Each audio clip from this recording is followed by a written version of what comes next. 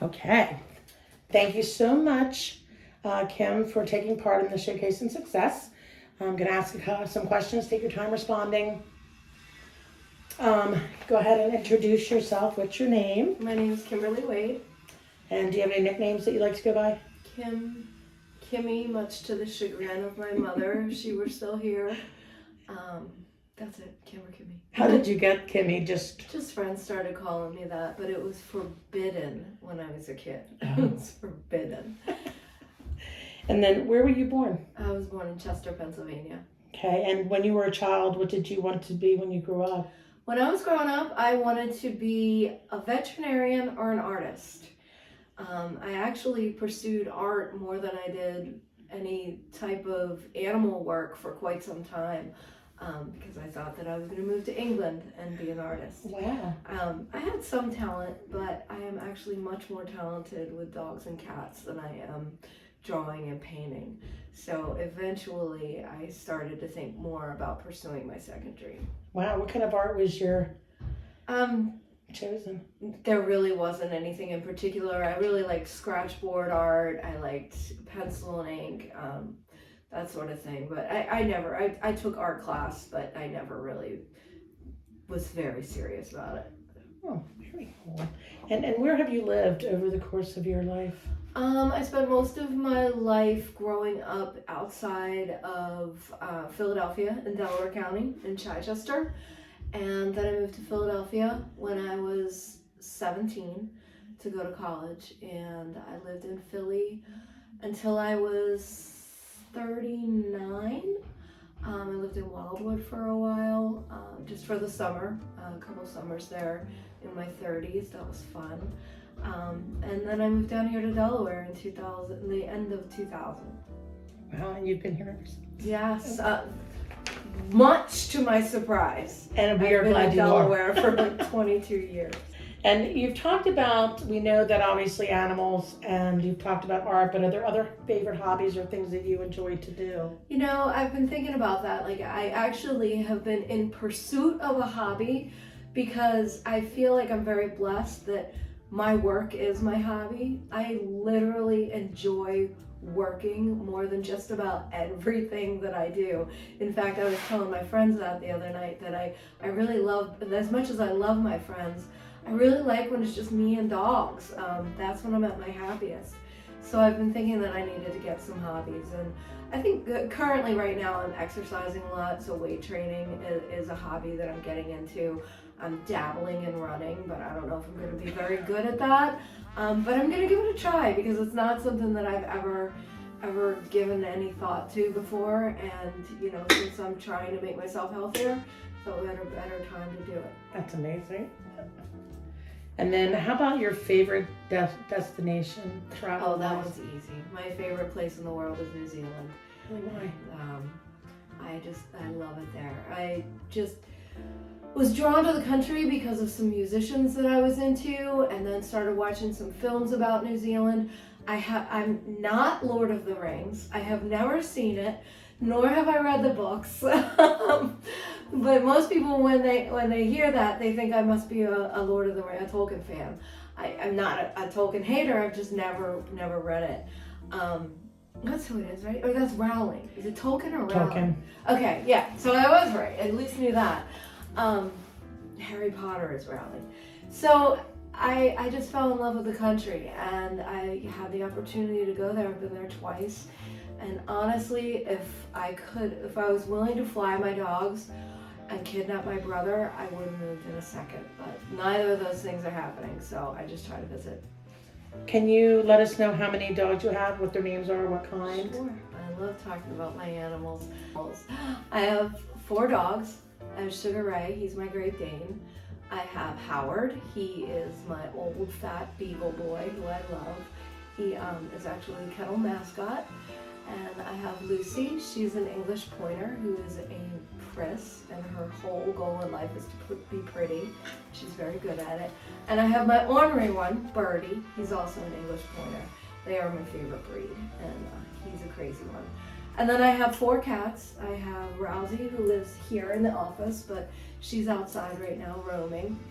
and I have Tennessee, he's my old man. I have Giblin, and I have Null, he's my baby cat. And then I've also got 4 chickens. No, I'm sorry, I have 4 ducks, and I have 9 chickens. Wow. Yeah. You've got quite an eclectic mix of animals. Now, what causes are you passionate about? I'm obviously passionate about animal welfare causes.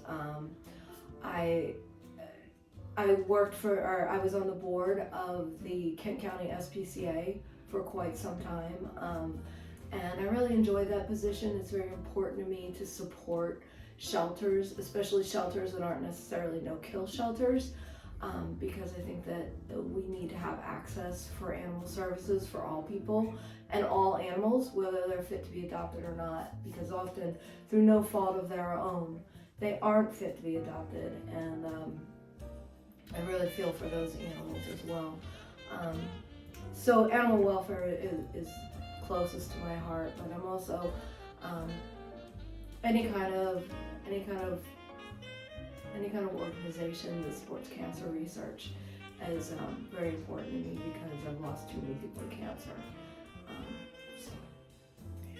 What is an interesting fact about you? So an interesting fact about me, I literally have no answer to this. And so I was like, well, let me call the people that I love the most and see what is an interesting fact about me. So I called my best friend and I was like, I'm doing this profiles and success thing today. What is something interesting about me? And she was like, I don't know. I mean, there's a lot of stuff that's interesting about you. I mean, I don't know. Maybe talk about how you were a women's studies major. And I was like, okay.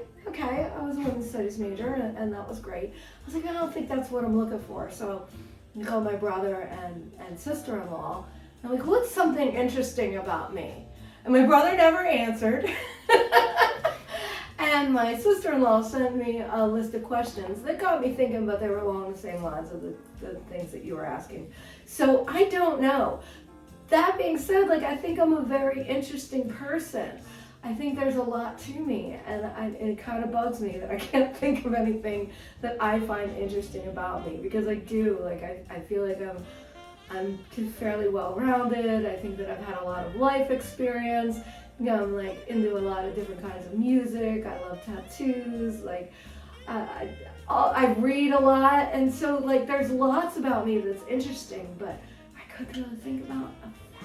How many tattoos do you have? No, I don't know. There's so many that at this point I don't count them anymore. I'm fully sleeved on one arm, half sleeved on the other, and then I've got quite a few on my legs and back. I'm not done yet. And you have a diamond in your tooth? I do have a diamond in my tooth. That actually, I got that in my on my first trip to New Zealand, and my friend there had it, and she said, she could take me to get one. So I got to the place, and they told me it would last maybe 3 to 6 months, and it's been I think 15 years since I had it in, and I forget that it's there actually. But that would be an interesting fact. Okay, yeah, you got a diamond in my tooth. Yeah. Yeah. I think you are just a walking interesting fact. I think as a person, you're very eclectic. And I love your posts are just wonderful because I think you're very well grounded. And it may not sound, to me, that's just an amazing part of who you are, which is why it was important that you be the inaugural. Thank you. For Showcase and Success. Thank you. I think that my self-worth has been a work in progress. And so I feel like I can confidently say to you today that I am an interesting person, that I have something to offer, that I'm freaking great. But to be able to pinpoint it into one thing. And so I really appreciate that, a walking interesting person. Yeah. I'll take that. I love that you just said what you did, because I think that's so true. It doesn't have to be, that question in and of itself, to your point, maybe isn't the right way to ask it, because it's so much bigger than just one thing. Yeah, it's something to think about. But I mean, I like to think that at some point I can revisit this and say, I've got it. I got the interesting fact. And when you do, we'll capture it and we'll update, because we have to know, right? But I truly believe every part of you is. I do. And one of the interesting parts and that we had talked about is that people may not know of you is that through a lot of this, you are also have been through and are in recovery. Mm-hmm. And if it's okay, I was going to touch on some points with that. Yeah. So how long have you been in recovery? I will have, my sober date is April 21st, 2009. So next month I'll have 13 years. Wow, congratulations. And how old were you when you started using? When I started using, I was a little older than most people, I think. I was in high school. I know a lot of people that started much younger, and it was very much just dabbling. It wasn't until I went to college that I really started to party very hard. So I was about 17 then. And how long, and you were in that active addiction for how long? I was using from about the time I was 17 until I was in my late 20s. And when I was in my late 20s is when I went from, just weekend partying and, drinking to harder things, and my life really spiraled out of control. Right. So, my addiction, honestly, if I look at my life, I can pinpoint addictive personality traits from the time I could first remember. For me, my first addiction was food. So, I can look back on when I was a little kid and I was secret eating a whole box of Triscuits. And then I look on other things that, are unique to addictive personalities or tend to happen in addictive personalities, and be like, yup, there she is, yup, there she is. But as far as drugs and alcohol, it wasn't until I was in my late 20s where things got to a point where I couldn't pretend it wasn't a problem anymore. That's pretty self-aware, and that's hard. Mm-hmm. Truly, it's the hardest thing. It was definitely a work in progress, learning all that. Well, and then through, I think, that process, you're not only learning about that part of the addictive personality, but the why behind it. Mm-hmm. Like what am I eating? What am I stuffing? What's happening? What am I doing to make feelings go away? Yes. Because it could be anything as benign as, eating an extra piece of cake just to make myself feel better, or, going on a spending spree, or for me, like spending a lot of time alone and not talking to people, and that's when I know that like this is my problem and this is my disease. And then of course with addicts, it's when you add the drugs and alcohol and things like that completely upend your life, that things get really out of control. Wow. Now, through this course of all this, how many times did you go into recovery? I only went into recovery one time, in my opinion. I went into recovery the last time. However, did I try to stop? Many times. I was in and out of rehabs, detoxes, those sorts of things for years. My mom, anytime I asked for help, she was there trying to get me into a facility or trying to take me home so that I could get myself together. And honestly, it wasn't until she said to me, "No, I'm done. I can't help you anymore. You're gonna have to do this on your own." She did that on Christmas Eve, which I knew broke her heart. And she said, "No, you can't come home, Kimberly. You can't." And that was when I left Philadelphia. By no means did I get my act together. I walked away from the things that were killing me in Philly. But then I moved down here and my addiction continued, but just with different substances. And it wasn't until I got a DUI that I finally hit my bottom, which if you looked at my entire history, there would be homelessness should be a bottom. Getting arrested should be a bottom. And those things didn't do it for me. Honestly, it was getting a DUI and my dog was in the car. And the state of Delaware put me in a DUI program, which sent me into the rooms. And that's where I decided to enter recovery. And I guess that's the moment you knew that you were ready for the work that it was going to take to Yes and no. I don't know if at any point I really made a decision, except that I knew that all of a sudden my life was getting better and I didn't want to die. That I was showering every day. I had some money in my bank account, and I just started to feel better, and I found a community where I belonged down here. We are so blessed you did. And how has this journey, I think you've kind of touched on it, but how did the journey impact your life? I owe everything that I have to recovery. I really do. If I hadn't gotten into the rooms, I don't think I would be where I am. But I do want to make it clear that I think that that's specific to my story. As far as talking about success, I think that the things that have gotten me here are things that anyone can apply. I mean, but for me, the door had to be open to creating a better me. As for the rest of it, like the building the business and the path that I took on in that respect, I think that's open to anyone. And I think that everybody has their own process. So, for me, it took recovery. But for someone else, it might take something like a teacher or a mentor or, having one career and saying, this isn't for me. Everybody has their own path. So I think that really anyone has the ability to make their dreams come true. But I think you have to realize that your dreams don't always look like what you thought they were going to. So you have to be malleable, and you have to look at today and figure out what's going to work best today. And maybe someday I'll be here, and maybe I'll be on that way and I'll be like, oh, that's not where I want to go anymore. So it's about finding where you're supposed to be, and that path is open to everyone, whether they're in recovery or not. So, very well said. And through all of this, how do you see yourself now at this moment? I'm not sure what you mean there.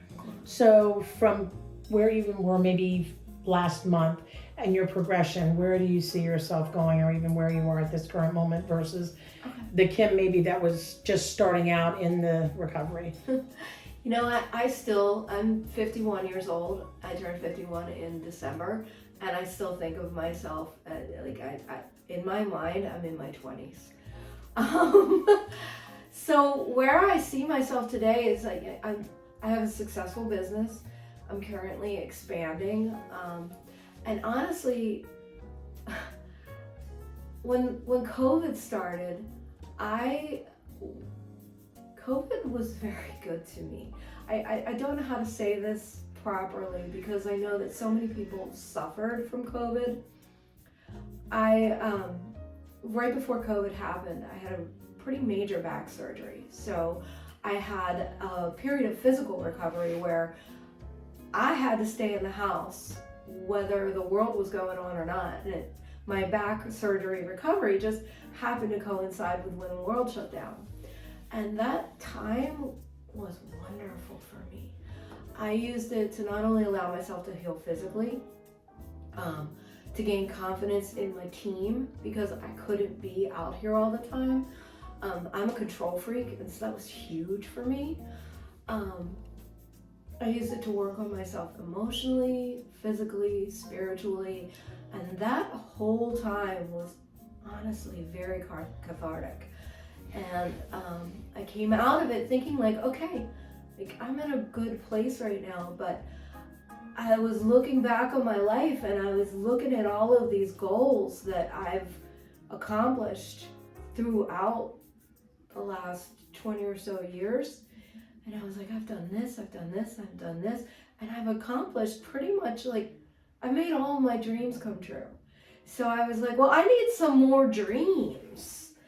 And I don't honestly know what they are right now. Right now I'm trying to take some time for me to figure out what exactly I do want to do next. I know I want my business to continue to thrive, but I'm also very well aware that I'm cautious with letting it get too big because I've built a very nice life and I have a great team, and I don't want to compromise either of those by getting too big for my britches or taking on more than I can handle or taking away the parts of this business that are that make it unique and make it special. We love dogs here, and we spend a lot of time with the dogs. And the more dogs that we have, and the more space that we have, and the more duties that we have, we take away kind of the hominess of it, and that part of my business is very important to me. As far as the career here, to give a background of you, because you'd already touched on you were wanting to be a veterinarian, potentially an artist, which I'm glad you kind of segued to this arena. What is your highest level of education? I have a master's degree in anthrozoology, which is the study of human-animal relationships.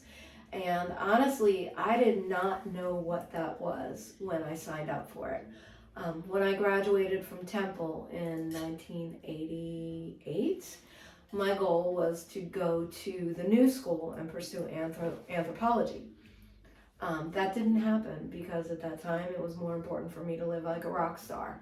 And so I got a job in my field at the time, and it was a job doing research that ultimately, because of the lifestyle I was living, I wasn't successful at it, and so I became a bartender and waitress.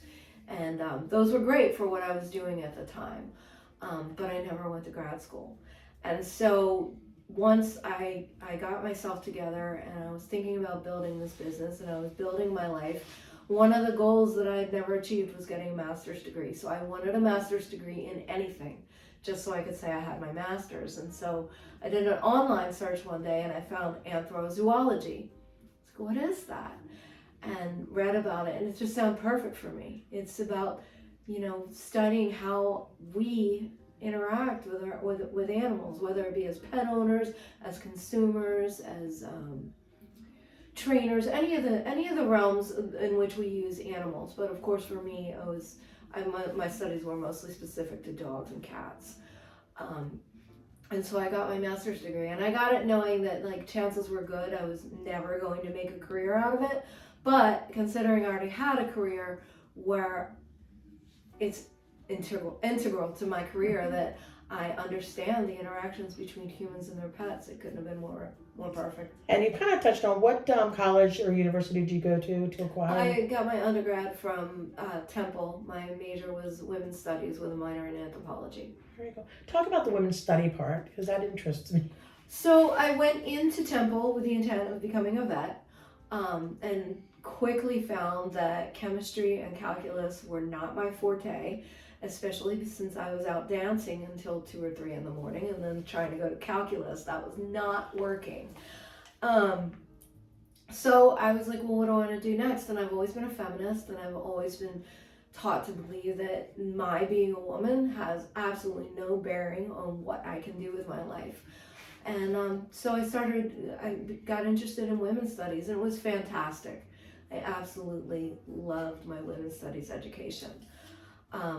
My senior honors thesis was on women who fight back against their abusers and how the justice system is unfairly skewed against them, and they're often punished far harsher than men who commit the same crimes against their wives, girlfriends, or whatever the relationship may be. And then at the same time, I was becoming interested in New Zealand, so I wanted to do my field work in New Zealand, and that's where the anthropology came in, and I started studying about other cultures as well. So yeah, I was at Temple, and then like I said, I wanted to go to the new school, but that never happened. And then you went to to get your master's through Canisius. My master's is from Canisius in Buffalo, New York. Yeah. You knew going into it that this is what you wanted to do because you had already established it, and you already have discussed what drew you to that degree. So through all of it, what was the most valuable lesson that you've taken away from your education as a whole?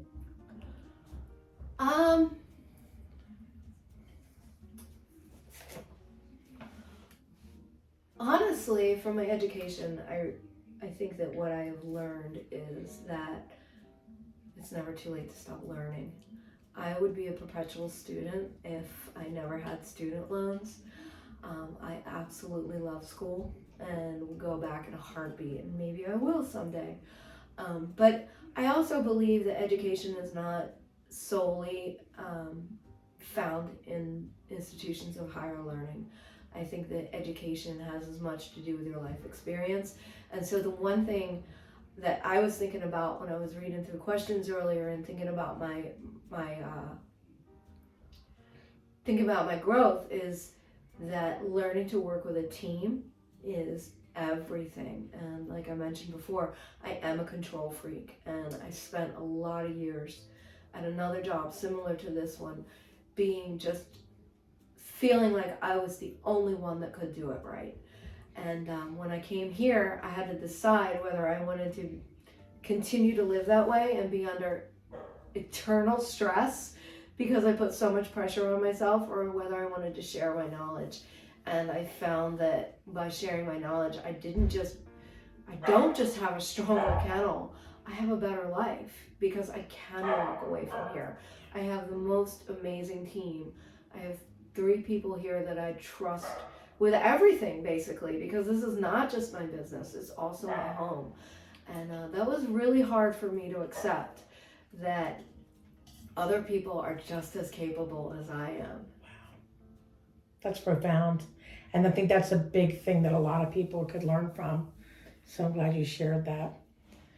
And what other job titles have you had throughout your career? Honestly, as far as my career with animals, I was a veterinary assistant in Philadelphia for 2 different vet hospitals. I worked as an animal care tech. That was my first job with animals for a pet store. And I learned so much there. I think about that experience, and it seemed like just a little pet store job, but I learned about giving vaccines and medications and animal husbandry. I learned so much there. And that's where I really was like, this is for me. And then at my previous kennel where I worked as a groomer, and I also was the manager, and of course animal care. The current role is everything. It's everything. A little bit of everything. And it's the happiest I've ever been.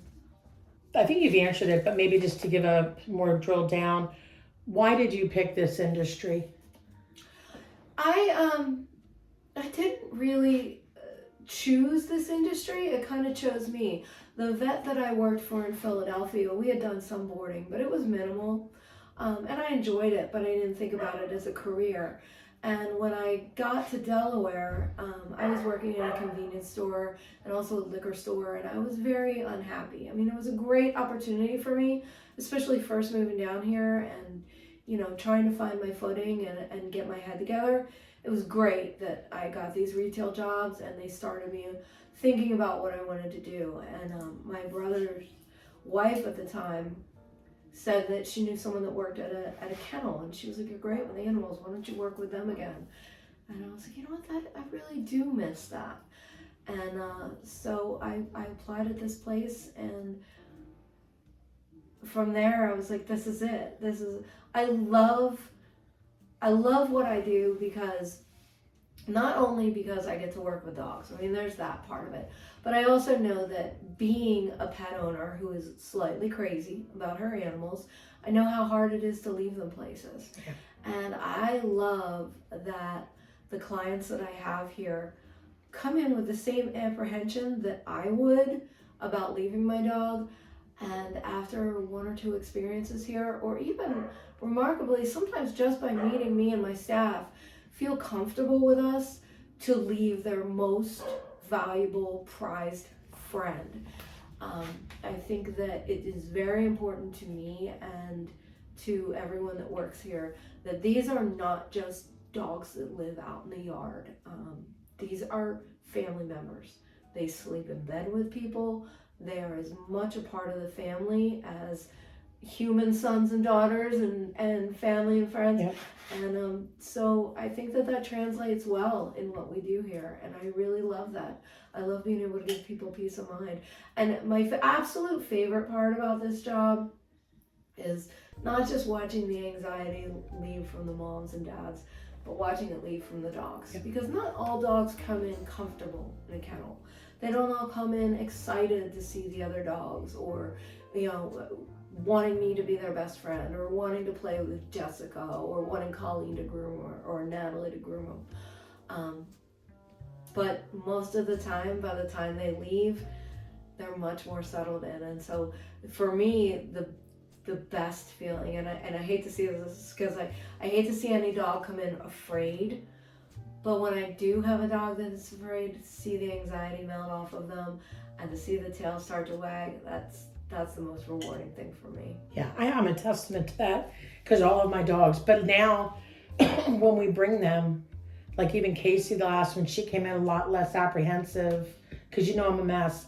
But she comes in a lot less apprehensive, and even in the pictures that you post, because that's the other thing that's done here is they daily post the dogs, that she's happier. You can tell she's fun. She's running around.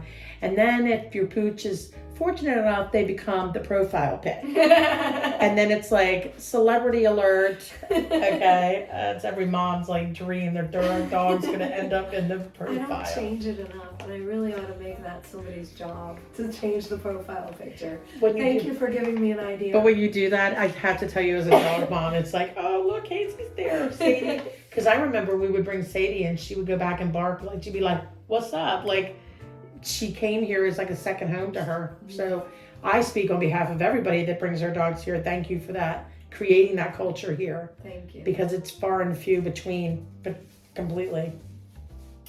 And if you could describe your career in 3 words, what would they be? Well, that's another one that I was thinking about today. And of course my tagline here is boarding, grooming, love.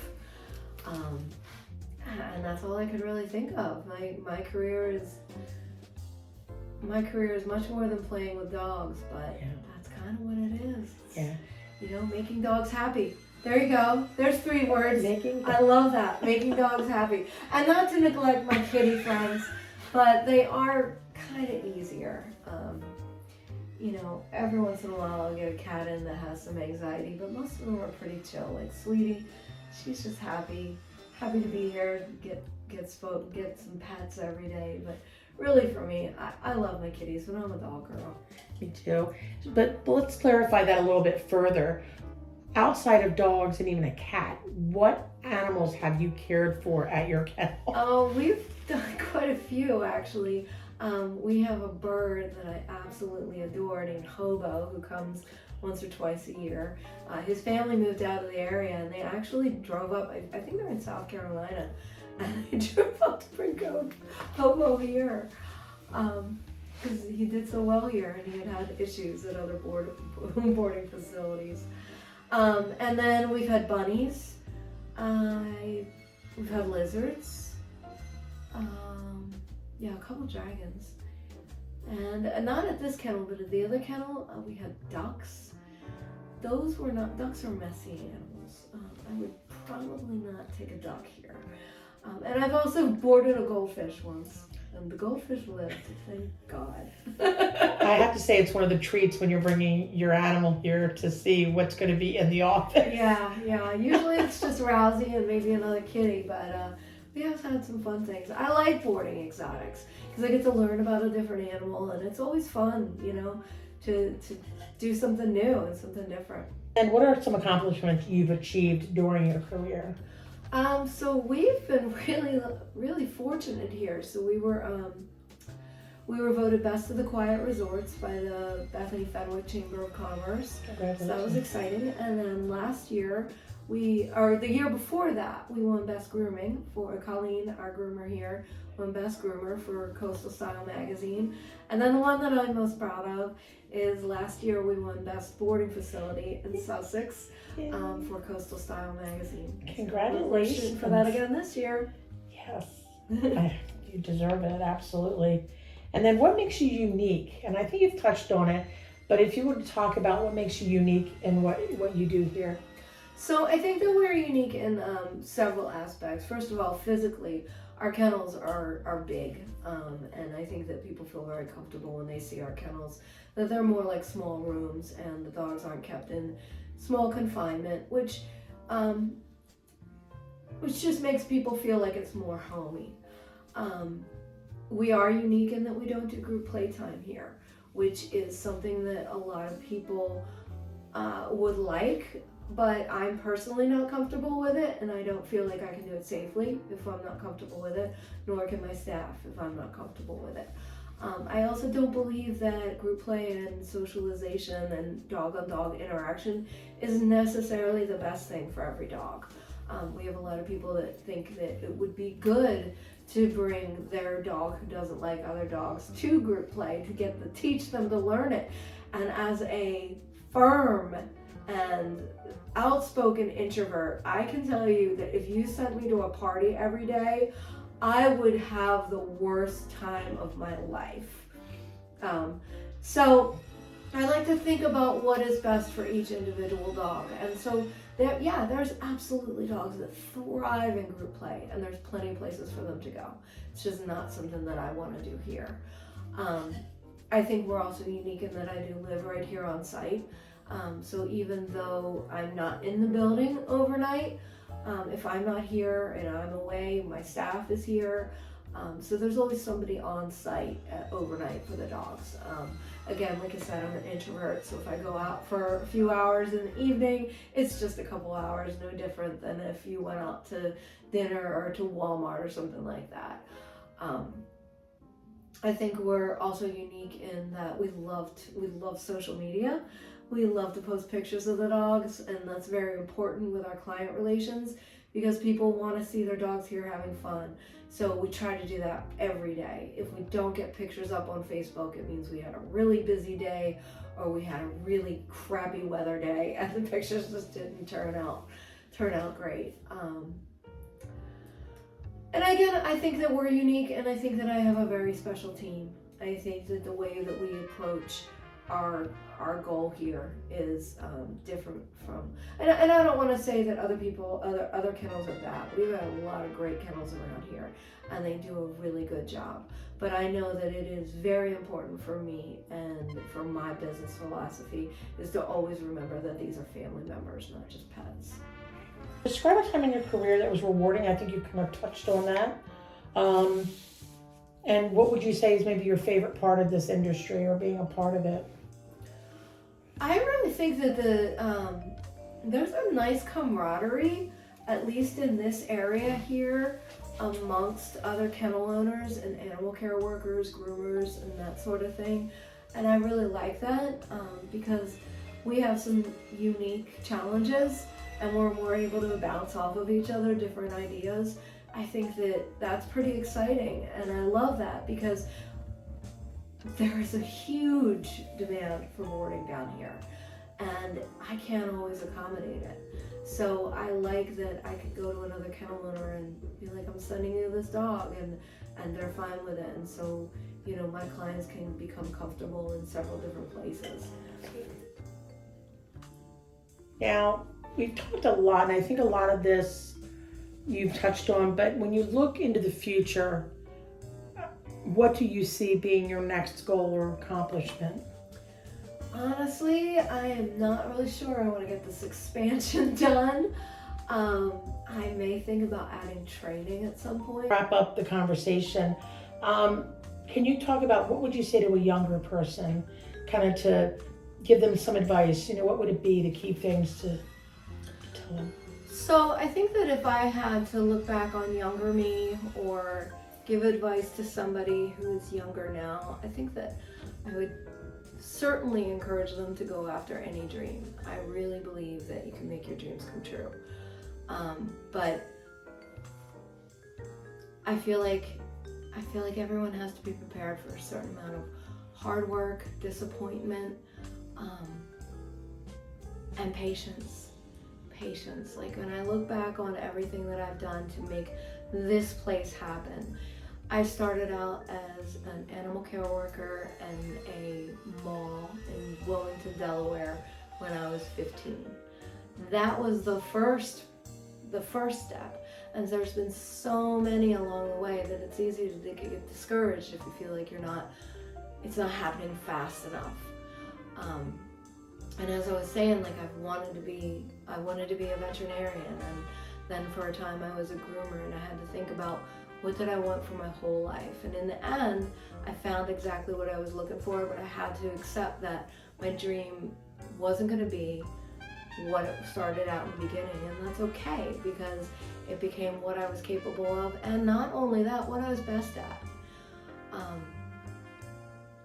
I also think that asking for help and being open to accepting help is huge. I know that, you know, people don't want to take advice from people. They don't want to take, they don't want to listen to teachers and bosses and things like that. But those people are there to help you.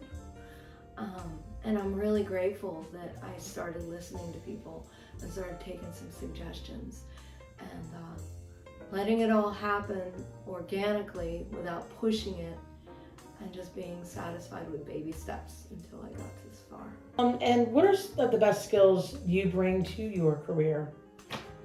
I have a really great way with dogs, so that would be the most obvious, and that is something that is unique to me. But as far as skills, again, I bring 30 plus years of experience and, you know, hard-earned experience. So now the skill for me is to be able to impart that experience onto other people. And then I also think that I bring a good amount of human empathy. I think that my life story has provided me with the ability to be far more compassionate and understanding than unfortunately a lot of people are. I know you've talked about success is really individualized, but what would you say is the key to professional success? I think the key to professional success is absolutely believing in yourself, and hard work. My best friend is also a small business owner, and at least once or twice a week we get on the phone with each other and we talk about how much work it is. And I think that as far as a small business owner, I think that people tend to think that that's where it gets cushy, and by no means is that true.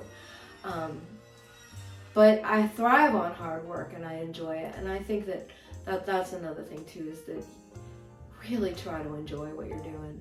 I mean, certainly everyone's going to have bad days at work, but if most days you can't look at what you're doing and be excited about it or invested in it or interested in it, especially interested in continuing to learn about what you do, I think you're in the wrong job. And then what is like a favorite memory that you have from your career so far? Like, what's a favorite? So this is kind of a unique memory, probably. I don't know if you can see here, but I'm heavily tattooed.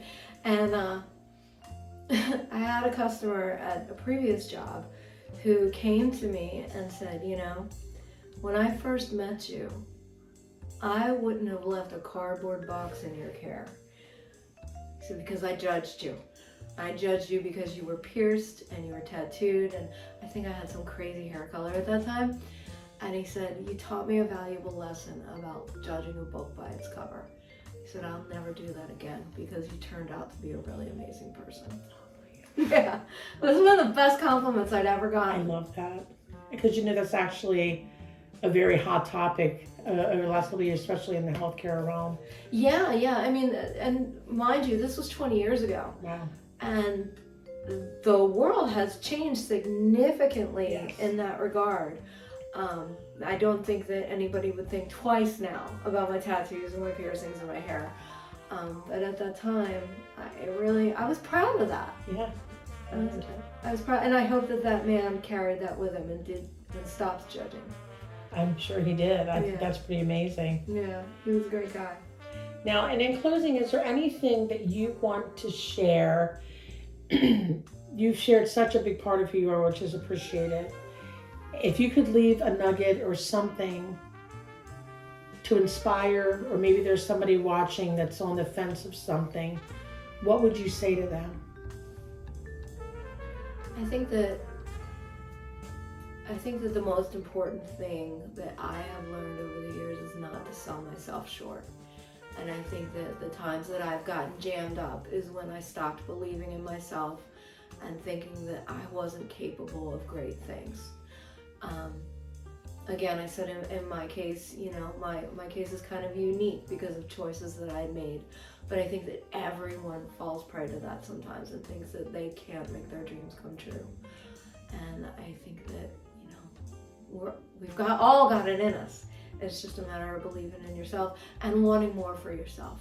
I think that's really important. I think that a lot of people handicap themselves by not wanting more.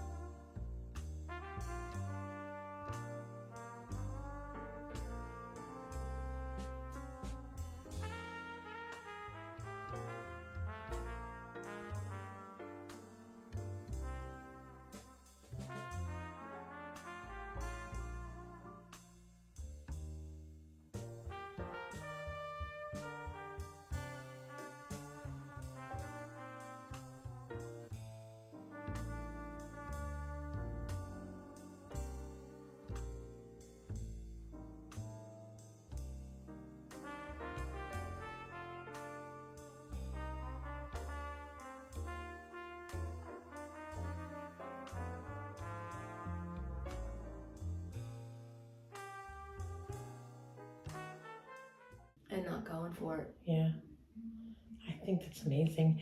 And we want to thank you again for being a part of this. This is our inaugural. I couldn't pick anybody better. You are amazing. Thank you, Jen. And truly are a showcase in success. Thank you. It was fun. It was an honor. Yes.